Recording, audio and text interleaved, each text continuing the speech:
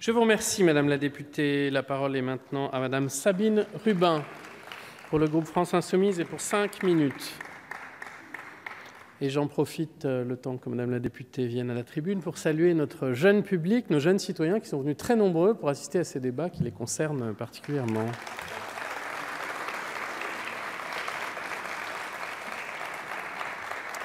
Madame la députée, vous avez la parole. Oui, merci, Monsieur le Président. J'espère que vous m'applaudirez, parce que je défends le portable à l'école. Non, je blague.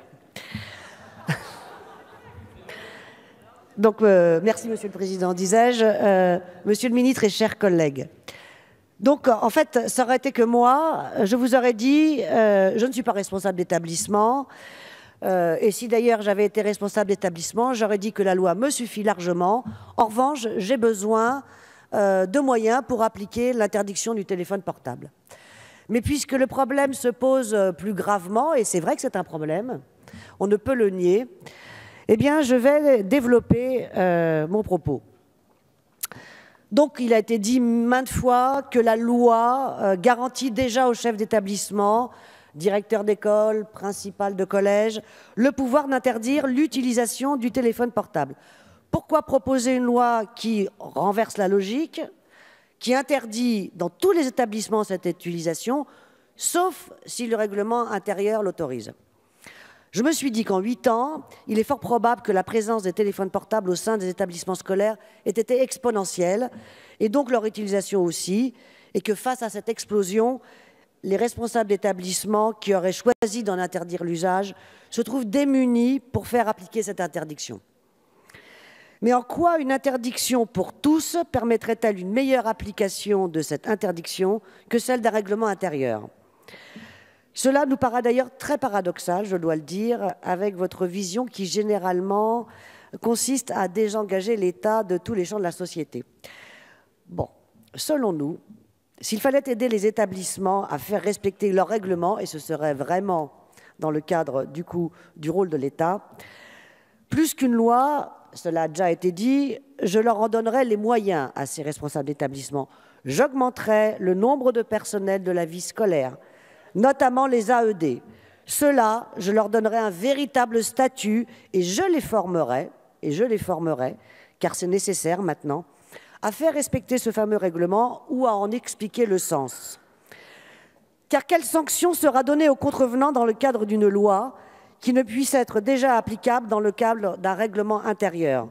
Une contravention? Il y aura une contravention? Une fois de plus, la répression plus que de la pédagogie. Selon nous, donc comme ça l'a été déjà dit, cette loi n'est pas nécessaire, c'est plutôt un gadget, voire, pour ne pas dire, de la démagogie. Ceci dit, elle a néanmoins le mérite de poser des questions diverses qui dépassent certes le cadre légal, mais qui méritent d'être posées. Première question, disons première réflexion, et que vous portez d'ailleurs fort bien, est celle de la transition numérique dans l'enseignement.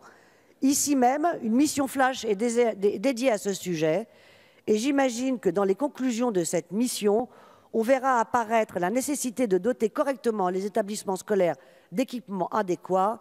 Et là, je me fais l'écho des propos d'une enseignante à M. Blanquer, dernièrement, qui lui demandait des ordinateurs mettant moins de 5 minutes pour s'allumer. Vous vous en souvenez? Mais la seconde question à se poser serait: quelle école dans la société du numérique? Cette question ouvre bien sûr un débat plus vaste encore, dans la mesure où toute nouvelle technique n'est jamais neutre. Elle implique toujours des effets sociaux, environnementaux et même anthropologiques. Et les bouleversements techniques que l'on connaît depuis 20 ans produisent de tels effets au-delà du portable, au-delà de l'école, même s'ils interrogent celle-ci. Et M. Macron le rappelait lui-même, l'école est le reflet de la société d'aujourd'hui. Et en effet, il n'y a pas qu'à l'école que nous sommes assaillis de messages divers, nous empêchant tous, même nous adultes, d'être concentrés, attentifs et à l'écoute réelle des autres. Il n'y a qu'à nous regarder ici sur les bancs, des bavardages d'ailleurs, des écrans, des portables. Je vous remercie pour votre écoute. Merci.